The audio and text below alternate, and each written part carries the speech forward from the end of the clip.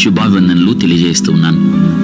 మనందరం కలిసి ప్రార్థించే గొప్ప అవకాశాన్ని దేవుడు మనకు అనుగ్రహించాడు. అందును బట్టి మనం ప్రభువుని స్తుతించబద్దులమై ఉన్నాం. ఈ దినాన్ని చూడాలి అనుకుని ఎంతో మంది చూడలేకపోయారు. జీవితం మీద రేపు బ్రతికుండి నేను అది ఇది చేయాలి అని ఆశతో కలల కన్నా అనేకులు నేటి దినాన సజీవులుగా లేరు. మరి నీవు నేను ఎందుకు బ్రతుకున్నాం ఆలోచించు. బ్రతుకున్నాం కాబట్టి ప్రార్థన చేయాలి అన్నది దేవుని యొక్క ఉద్దేశం. యేసుక్రీస్తు ప్రభువారు భూమి మీద జీవించిన కాలంలో శిష్యులకి ప్రార్థించటం నేర్పాడు. ప్రభువా, మాకు ప్రార్థించుట నేర్పు అని శిష్యులు అడిగినప్పుడు ప్రభు వారికి ప్రార్థించుట నేర్పిన అనుభవాన్ని మనం చూడగలుగుతాం. మనం కూడా అనునిత్యం ప్రభువును సమీపించి ఆయన్ని ధైర్యంగా అడగచ్చు. ప్రభువా, మాకు యుక్తముగా ఎలా ప్రార్థన చేయాలో మాకు రాదునైనా మాకు ప్రార్థించుట నేర్పు అని. ప్రార్థన అనేది క్రైస్తవ విశ్వాస జీవితంలో శ్వాస లాంటిది అన్నమాట. మనం బ్రతికుండడానికి ప్రాణవాయువు ఎలాంటిదో మరి క్రైస్తవుడు అని చెప్పుకోవడానికి, విశ్వాసి అని చెప్పుకోవడానికి ప్రార్థన అలాంటిదన్నమాట. ప్రార్థన మానవునికి దేవునికి మధ్య వారధ లాంటిది. ఎవరైనా దేవునితో మాట్లాడాలి అంటే అది కేవలం ప్రార్థన ద్వారానే కదా. ప్రార్థన దేవునితో సంబంధాన్ని తెలియజేస్తుంది. ఒక విశ్వాసి యొక్క జీవితం ఆరంభం ప్రార్థనలోనే. ఇదిగో అతడు ప్రార్థన చేయుచున్నాడు అని పౌలు గారి గురించి వింటాం కదా. దినమునకు 3 సార్లు 6 మార్లు ప్రార్థన చేసిన వారు, దినమునకు 7 మార్లు ప్రార్థన చేసిన వారు యేసుక్రీస్తు ప్రభు అయితే ఆయన ఇంకా రాత్రి ఉండగా పెందల కడని లేచి ప్రార్థించిన అనుభవాన్ని చూస్తాం. కష్టాల్లో, దుఃఖాల్లో, వేదనలో, బాధల్లో, దిగులు, చింత, విచారాలు, కలవరాలు ఏదేమైనప్పటికీ కూడా దేవుని ఆదరణ మనం పొందేది ప్రార్థన ద్వారానే కదా. దిన ఆరంభం నుండి ముగింపు వరకు కూడా ప్రార్థనే మన జీవితంగా కొనసాగినప్పుడు మనం నిశ్చింతగా బ్రతకచ్చు. భయంలో, ఆందోళనలో, అనారోగ్యంలో తోడు, నిబ్బరం, ఆశ్రయం, బలమైన దుర్గం మనకు ప్రార్థనే కదా. ఆనందం, సంతోషం, ఉల్లాసం, విజయముతో జీవితాన్ని కొనసాగించటం ప్రార్థన ద్వారానే కదా. ప్రార్థన విశ్వాసికి ఆయువు పట్టు. ప్రభు నేర్పిన ప్రార్థన, శిష్యులు చేసిన మాదిరికరమైన ప్రార్థన, సువార్తల్లో, సంఘ సేవలో, ప్రతి ఆత్మీయ సేవలో యేసు ప్రభు నమ్మిన వారికి ప్రార్థనే ఆధారం. కలిమి, లేమి, కొరత, అవసరతలు ఏదైనా కావచ్చు, ప్రతి క్రైస్తవుని, విశ్వాసిని దేవునితో అనుసంధానం చేసేది ప్రార్థనే. ప్రార్థన ద్వారా ఆశీర్వాదం పొందిన వారు ఎందరో, ప్రార్థన ద్వారా సమస్యలు పరిష్కరించుకున్న వారెందరో, ప్రార్థన ద్వారా పట్టు విడగక గోజాడి ప్రార్థన చేసి వీలు కాని పరిస్థితులను, అడ్డుగా ఉన్న బండలను పగలగొట్టి ముందుకు చొచ్చుకెళ్ళిన వారు ఎందరో. ప్రార్థన ద్వారా ఆదరణ, ప్రార్థన ద్వారా స్వస్థత, ప్రార్థన ద్వారా నెమ్మది పొందిన వారు ఎందరో.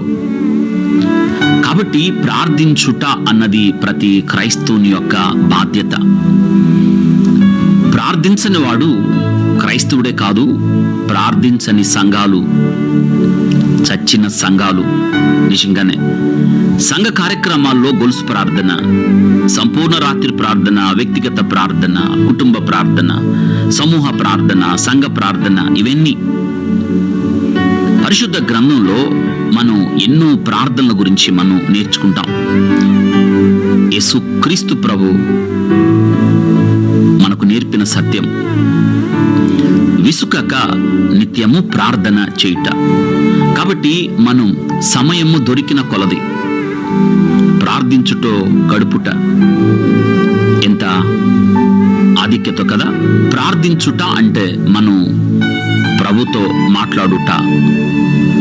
దేవుని వాక్యం చదివిన ప్రతి సందర్భంలో కూడా దేవుడు మనతో మాట్లాడుతున్నాడు అని అర్థం. ఎందుకు? ఆయన వాక్కు అయి ఉన్నాడు. ఆది యందు వాక్యం ఉండెను, వాక్యము దేవుని యొద్ద ఉండెను, ఆ వాక్యమే దేవుడై ఉండెను, కృపా సత్య సంపూర్ణుడుగా మన మధ్య నివసించును. కాబట్టి దేవుని వాక్యాన్ని చదువుతున్న ప్రతి సందర్భంలో కూడా మనం దేవుడు మనతో మాట్లాడుతున్నాడు అని, ప్రార్థించిన ప్రతి సందర్భంలో మనం దేవునితో మాట్లాడుతున్నాము అని యేసుక్రీస్తు ప్రభువారు శిష్యులకు నేర్పాడు, శిష్యులతో చెప్పాడు, విసుకక నిత్యము ప్రార్థన చేయాలి అని. కాబట్టి మనం ప్రతినిత్యం ప్రార్థన చేద్దాం. ఈ శ్రేష్టమైన సమయంలో ప్రార్థన చేయనట్లుగా ప్రభు మనకు గొప్ప ఆధిక్యతనిచ్చాడు. మీరెక్కడున్నా, ఏ స్థలంలో ఉన్నా ఈ ప్రార్థనలో ఏకీభవించవచ్చు. మనం అనేక విషయాల కొరకు ప్రార్థన చేయవలసిన వారమై ఉన్నాం. మనం ప్రార్థిస్తుండగా ప్రభు ఎన్నో విషయాలు ప్రార్థన చేయనట్లుగా మనకు జ్ఞాపకం చేస్తూ ఉన్నాడు. మనం ఒక్కడమే కాదు ప్రార్థన చేస్తున్నాం, మనం చాలా బలహీనం. మనం యుక్తముగా ఎలా ప్రార్థన చేయాలో తెలియదు కదా. అందుకే యేసుక్రీస్తు ప్రభువారు మరణాన్ని గెలిచి తిరిగి లేచాడు. ఆయన పునరుత్థానుడయ్యాడు. ఆయన పరలోకమునకు ఆరోహణమై తండ్రి కుడి పార్శ్వాన ఈ దినాన నీవు నేను చేస్తున్న ప్రార్థనలో ఆయన కూడా ఏకీభవించి ప్రార్థన చేస్తూ ఉన్నాడు. కాబట్టి మనం ప్రార్థన చేద్దాం. దేవుడు మీ మీద ఏ బాధ్యతనైతే ఉంచాడో, ఏ విషయాలైతే దేవుడు మీకు జ్ఞాపకం చేస్తూ ఉన్నాడో వాటన్నిటి గురించి మనం ప్రార్థన చేద్దాం. ప్రతి విషయాన్ని ప్రభువుకు అప్పగిద్దాం. ఎందుకంటే నేటి దినాన ప్రార్థించేవారు కావాలి, ప్రార్థించే సంఘాలు కావాలి, యెహోవా విజ్ఞాపన కర్తలు కావాలి. యెహోవా విజ్ఞాపన కర్తలారా విశ్రమింపకుడి, ఆయనను విశ్రమింపనీయుకుడి అంటున్నాడు ప్రవక్త అయిన యెషయా. సియోను నీతి సూర్యకాంతి వలె కనబడు వరకు, దాని రక్షణ దీపం వలె వెలుగుచుండు వరకు సియోను పక్షమందు నేను మౌనముగా ఉండను, యెరూషలేము పక్షమందు నేను ఊరకుండును అంటున్నాడు యెషయా ప్రవక్త. కాబట్టి మనం విశ్రమింపక, లూకాసు వార్త 18వ అధ్యాయంలో యేసుక్రీస్తు ప్రభువారు చెప్పిన ఉపమానం, గోజాడు విధవరాలు యొక్క ఉపమానం మనకు నేర్పిస్తున్న పాఠం ఏమిటంటే, ప్రార్థనలో పట్టుదల కలిగి మనం ప్రార్థించాలని ప్రభు కోరుతూ ఉన్నాడు. ప్రభువా ప్రార్థన చేయ నేర్పుము అని శిష్యులు అడిగారు కదా. ఒకవేళ చాలా మంది నాకు ప్రార్థన చేయడం రావడం లేదు, ప్రార్థన 2 నిమిషాలు 3 నిమిషాల కన్నా ఎక్కువ చేయలేకపోతున్నాను అని ఒకవేళ నువ్వు అనుకుంటే ఈ ప్రార్థన చేయండి. ప్రభువా ప్రార్థన చేయ నాకు నేర్పు ప్రభువా, నాకు నేర్పు ప్రభువా అని అడగండి. యెషయా ప్రవక్త అంటున్నాడు, యెరూషలేమా నీ ప్రాకారముల మీద నేను కావలి వారిని ఉంచి ఉన్నాను, రేయైనను పగలైనను వారు మౌనముగా ఉండరు. యెహోవా విజ్ఞాపన కర్తలారా విశ్రమింపకుడి, ఆయన యెరూషలేమును స్థాపించు వరకు, లోకమందంతట దానికి ప్రసిద్ధి కలుగజేయ వరకు ఆయనను విశ్రమింపనీయుకుడి. మనం ప్రార్థనా వీరులుగా, విజ్ఞాపన కర్తలుగా, కావలి వారిగా మనం ఉండాలి అని బాధ్యతను దేవుడు మనకి జ్ఞాపకం చేస్తున్నాడు. కాబట్టి ప్రార్థన చేద్దాం, ప్రతి అంశము కొరకు ప్రార్థన చేద్దాం. ప్రత్యేకంగా మన దేశం కొరకు, భారతదేశం కొరకు. గొప్ప ప్రజాస్వామ్యం కలిగిన దేశం, లౌకిక దేశం మంది. కానీ నేటి దినాన మన దేశం యొక్క పరిస్థితులు ఎలా ఉన్నాయో అర్థమవుతుంది కదా. చివరి దినాలు ప్రభు చెప్పిన ఆయన రాకడ ఆగమన సూచనలు జరుగుతున్నాయి. ఈ పరిస్థితులన్నీ మన దేశంతో పోల్చి చూచినప్పుడు నిజంగానే భ్రష్టత్వం ఎంతగా ప్రబలిపోయిందో, ప్రత్యేకంగా క్రీస్తు పేరట అనేక మంది అబద్ధ ప్రవక్తలు ప్రబలిపోవడం, క్రీస్తును ప్రకటించకుండా, సిలువను ప్రకటించకుండా వ్యర్థమైన వాటిని ప్రకటించడం, సిలువను ప్రకటించకుండా వేరే విషయాలు ప్రకటించడం, పరిశుద్ధ గ్రంథంలో ఉన్న విషయాలు ఏవైతే బోధించమని ప్రభు చెప్పాడో వాటిని బోధించకుండా అన్ని కల్పిత కథలు చెప్పడం చివరి దినాల్లో భ్రష్టత్వం ఎంతగా సంభవిస్తుందో కదా. పౌలు గారు తిమోతికి రాస్తూ చెప్తున్నాడు, తిమోతి, అంత్యకాలాలు అపాయకరమైన దినాలు అని చెప్తున్నాడు. చివరి దినాల్లో అంట ప్రజలు ఎలా ఉన్నారు అంటే, జనులు హితబోధను సహించక దురద చెవులు కలిగిన వారై తమ స్వకీయ దురాశలకు అనుకూలమైన బోధకులను తమ కొరకు పోగు చేసుకున్నారు అని. చూసారా, జనులు హితబోధను సహించక దురద చెవులు కలిగిన వారై, అంటే వాక్యం ఇష్టం ఉండదు వాళ్ళకి. అందుకే మనం ప్రార్థన చేయాలి. యేసుక్రీస్తు ప్రభు ప్రార్థించమని చెప్పాడు, శిష్యులతో ప్రార్థించమని చెప్పాడు. అందుకే మన దేశం కొరకు మనం ప్రార్థన చేద్దాం, మన దేశం యొక్క రక్షణ కొరకు ప్రార్థన చేద్దాం. యేసుక్రీస్తు ప్రభువారు ఆయన ఒలివల కొండ మీద కూర్చున్నప్పుడు శిష్యులు ఆయన యొద్దకు ఏకాంతంగా వచ్చి, నీ రాకడ ఆగమన సూచనలు ఏమిటి? నీ రాకడకు యుగ సమాప్తికి సూచనలేవి? మాతో చెప్పు ప్రభువా అని యేసుక్రీస్తు ప్రభుని శిష్యులు అడిగినప్పుడు యేసుక్రీస్తు ప్రభు వారితో చెప్పిన మాట, ఎవడునూ మిమ్మల్ని మోసపరచకుండా చూచుకొనుడి. అనేకులు నా పేరట వచ్చి నేనే క్రీస్తునని చెప్పి పలువురిని మోసపరిచెదరు. నేటి దినాన ఈ పరిస్థితులు మనకు ఎదురవుతున్నాయి కదా. ఎక్కడ చూసినా అబద్ధ ప్రవక్తలు, ఎక్కడ చూసినా వాక్యమునకు విరోధమైన బోధ నేటి దినాన పెచ్చిమిరిపోతుంది కదా. అందుకే మనం ప్రార్థన చేయాలి. యేసుక్రీస్తు ప్రభు చెప్పినట్లుగా ఆ కాలం వచ్చింది. మన చుట్టుపక్కల అన్ని కూడా దేవుని పేరట అబద్ధాలు చెప్పి మోసపరుస్తూ అబద్ధ ప్రవచనాలు చెప్పి సత్య సువార్తను చెప్పకుండా, హితబోధను ప్రజలకు చెప్పకుండా, స్వకీయ దురాశలకు అనుకూలమైన బోధకులుగా పోగు చేయబడి ప్రజలను నిత్య నరకాగ్నికి ఈడ్చుకెళ్తున్న వారి కొరకు మనం ప్రార్థన చేద్దాం. ప్రజలు హితబోధను సహించేటట్టు ఖండించి గద్దించి బుద్ధి చెప్పి ఆ వాక్యం వైపు ప్రజలు తిరుగునట్లుగా. నేటి దినాన ప్రజలు ఆశీర్వాదాల కొరకు పరిగెత్తుచున్నారు, రోగాలు పోవడానికి పరిగెత్తుచున్నారు, లోక సంబంధమైన వాటిని ఆశిస్తూ పరిగెత్తుతున్నారు. కానీ ఈ చివరి దినాల్లో ఆయన రాజ్యాన్ని, ఆయన నీతిని వెదికేవారు కొద్దిగా అయిపోయారు. వారి కొరకు మనం ప్రార్థన చేద్దాం.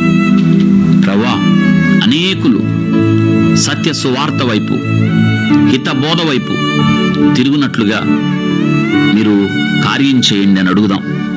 యేసుక్రీస్తు ప్రభువారు ఆయన చెప్పిన సంగతులు శిష్యులతో, మీరు యుద్ధమును గూర్చియు యుద్ధ సమాచారమును గూర్చియు వినబోదురు. మీరు కలవరపడకుండా చూచుకొనుడి. ఇవి జరగవలసి ఉన్నది, కానీ అంతము వెంటనే రాదు. మనం చుట్టుపక్కల పరిస్థితులు చూసినప్పుడు అన్ని యుద్ధాలే జరుగుతున్నాయి,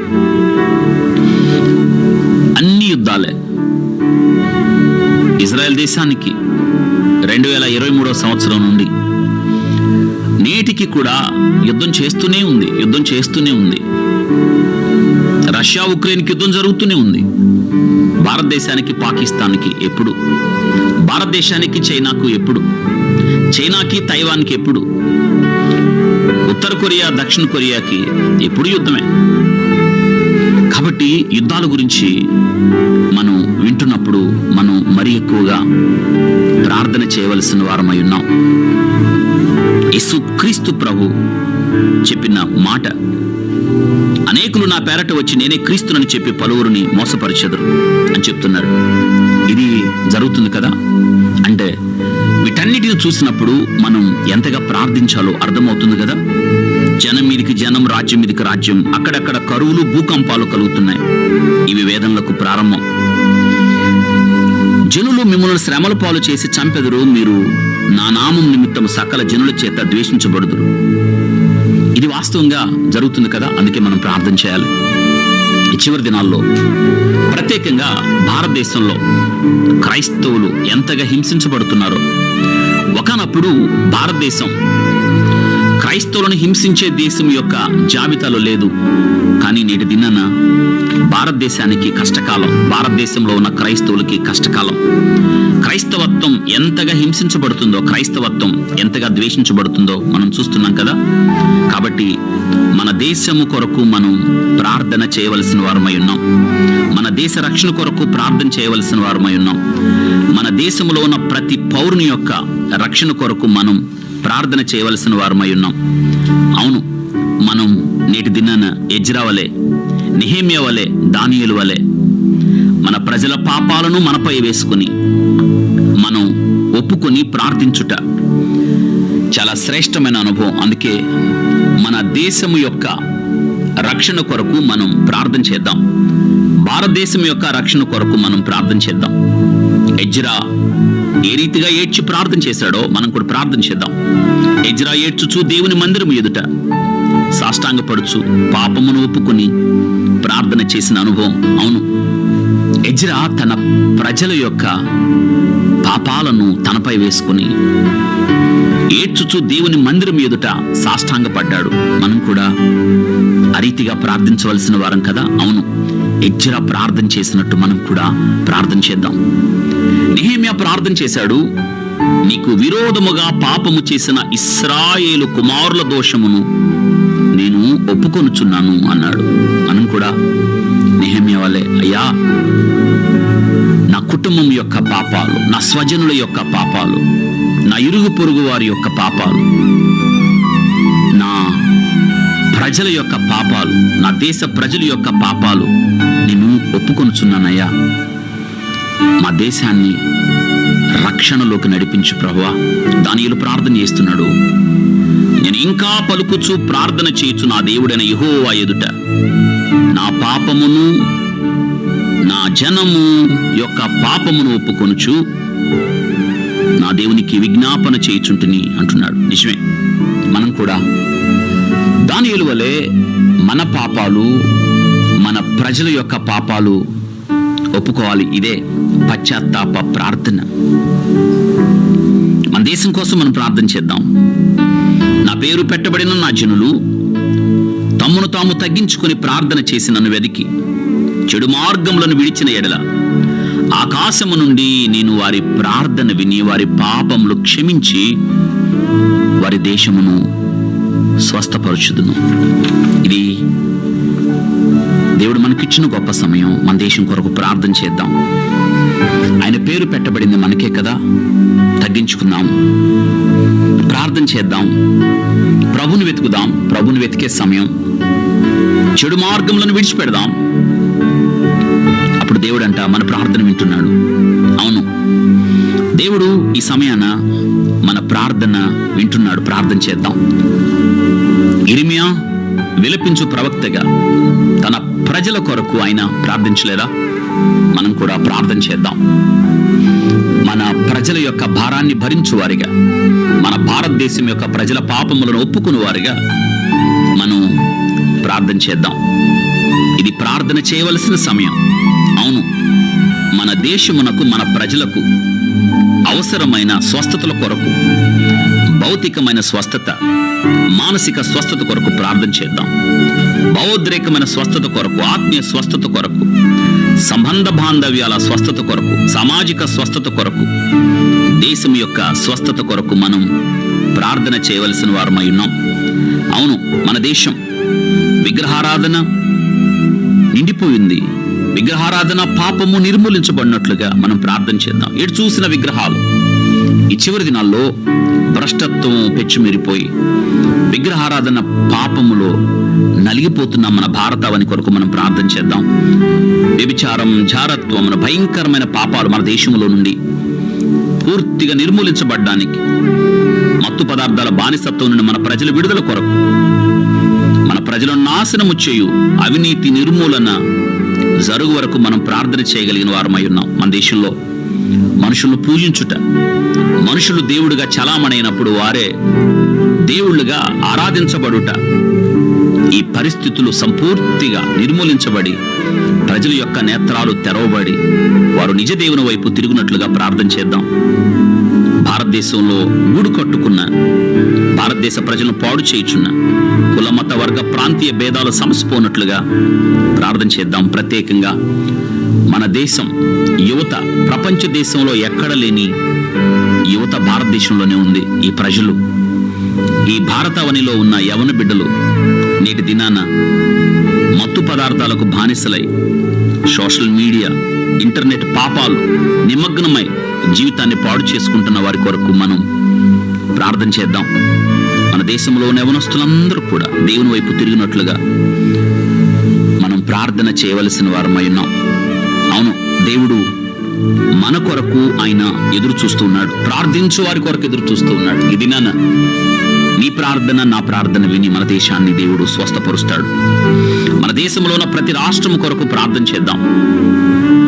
ముఖ్యంగా పౌలు గారు తిమోతికి చెప్తున్నాడు, మనము నెమ్మదిగా సుఖముగా బ్రతుకు నిమిత్తం తిమోతి, మనం రాజుల కొరకు, అధికారుల కొరకు, పరిపాలకుల కొరకు ప్రార్థన చేయాలి అని చెప్పాడు. అవును, మన పరిపాలకులు ఎవరైతే ఉన్నారో వారి కొరకు ప్రార్థన చేయవలసిన వారమై ఉన్నాం. రాష్ట్రపతి దగ్గర నుండి కింద స్థాయి పరిపాలకుల వరకు కూడా మనం ప్రార్థన చేయాలి. వారు నీతిని, న్యాయమును అనుసరించి పేద ప్రజలకు మేలు చేయనట్లుగా, చట్టాలను గౌరవిస్తూ చట్టము అందరికీ సమానముగా వర్తింప చేయనట్లు, పేదవారి పక్షాన న్యాయము జరుగునట్లుగా మనం ప్రార్థన చేయవలసిన వారమై ఉన్నాం.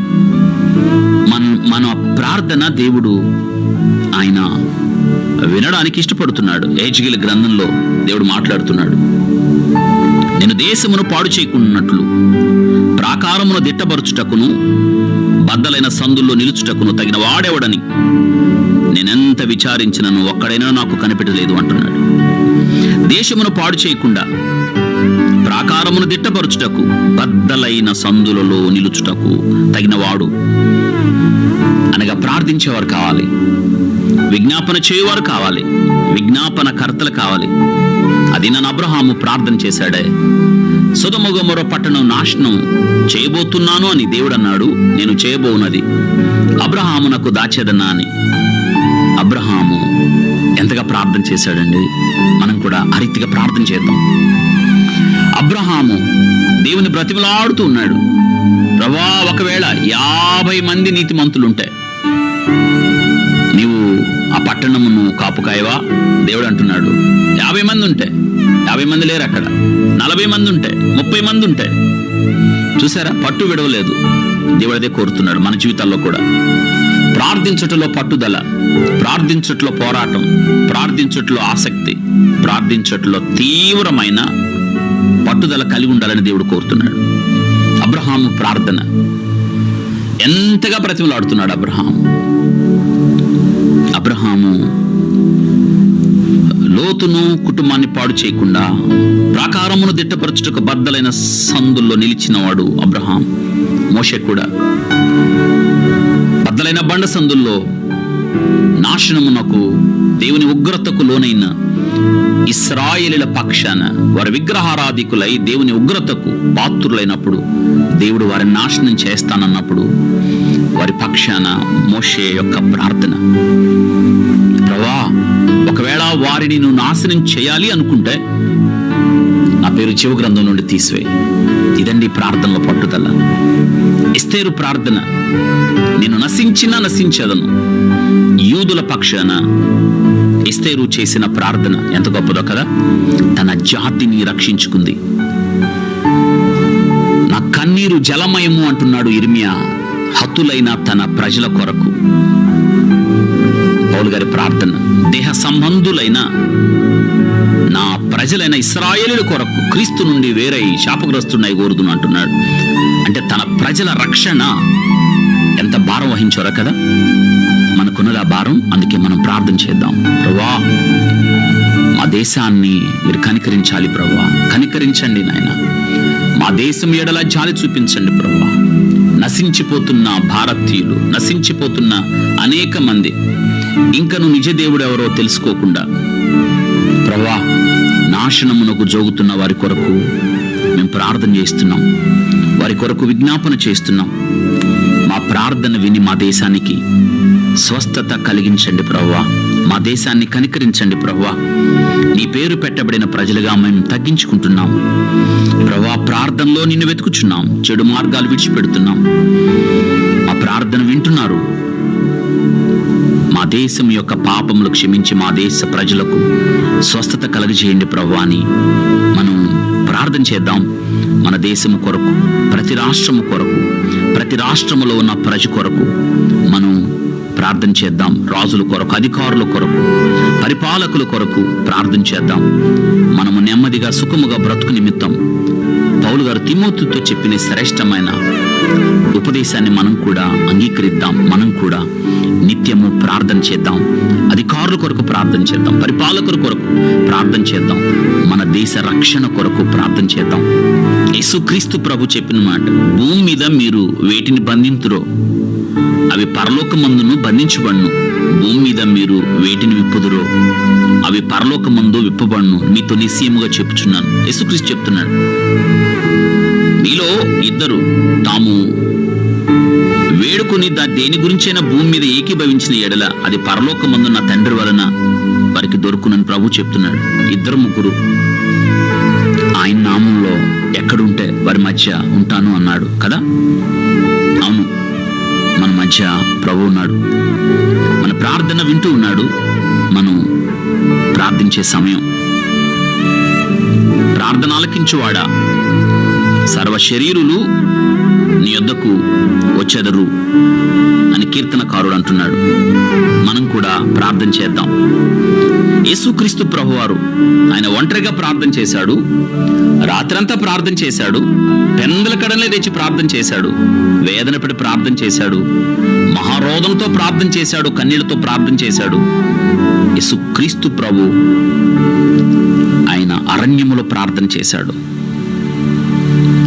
మనం కూడా ప్రార్థన చేద్దాం. నువ్వెక్కడున్నా ప్రార్థన చేద్దాం. నువ్వు ఏ స్థితిలో ఉన్నా, అవును, మనం యేసుక్రీస్తు మనకు నేర్పిన శ్రేష్టమైన అనుభవం ఏంటంటే, ఎక్కడున్నా అనునిత్యము మనం ప్రార్థన చేయాలని ప్రభు కోరుతున్నాడు. కాబట్టి ప్రార్థన చేద్దాం, ఎడతెగక ప్రార్థన చేద్దాం. దానియేలు అనుదినము మారు ప్రార్థన చేసినట్లుగా, దావీదు దినమునకు 7 మార్లు ప్రార్థన చేసినట్లుగా, కొర్నేలి ఎల్లప్పుడూ ప్రార్థన చేసినట్లుగా, యేసుక్రీస్తు ప్రభు ఎన్నో మార్లు దినానికి ఆయన ప్రార్థన చేసినట్లుగా, మనుషులందరి కొరకు, రాజులందరి కొరకు, అధికారుల కొరకు, సహోదరుల కొరకు, హింసించు వారి కొరకు, బాధించు వారి కొరకు, మించి సంఘము కొరకు ప్రార్థన చేసినట్లుగా మనం యేసుక్రీస్తును మాదిరిగా తీసుకొని మనం ప్రార్థన చేద్దాం. యేసుక్రీస్తు ఆయన ప్రార్థించని సందర్భం ఏదైనా ఉందా? లేనే లేదు. ప్రతి సందర్భంలో కూడా యేసుక్రీస్తు ప్రభు ప్రార్థన చేస్తూ మనకు మాదిరిని ఉంచిపోయాడు. మనం కూడా ప్రార్థన చేద్దాం. ప్రభు మీ మీద ఏ భారాన్నైతే ఉంచుతున్నాడో, ఏ బాధ్యత అయితే మీకు గుర్తు చేస్తున్నాడో, దాని విషయం మిమ్మల్ని ప్రార్థన చేయమనే కదా. యేసుక్రీస్తు ప్రభువారు యోర్దాను నదిలో బాప్తీసం పొందినప్పుడు ప్రార్థన చేశాడు. ఆయన ఇంకా చీకటి ఉండగా ఏకాంత స్థలానికి వెళ్ళి ప్రార్థన చేశాడు. అరణ్యంలోనికి వెళ్ళి ప్రార్థన చేశాడు. శిష్యులను ఎన్నుకోవడానికి ముందు రాత్రంతా కూడా ప్రార్థన చేశాడు. ప్రయాసపడి భారం మోయుచున్న సమస్త జనులారా నా యొద్దకు రండి, నేను మీకు విశ్రాంతి కలుగజేస్తాను అని చెప్పే ముందు ప్రార్థన చేశాడు. ఆయన 5 రొట్లు 2 చేపలు పంచి పెట్టడానికి ముందు ప్రార్థన చేశాడు. శిష్యులకు ప్రార్థన నేర్పడానికి ముందు ప్రార్థన చేశాడు.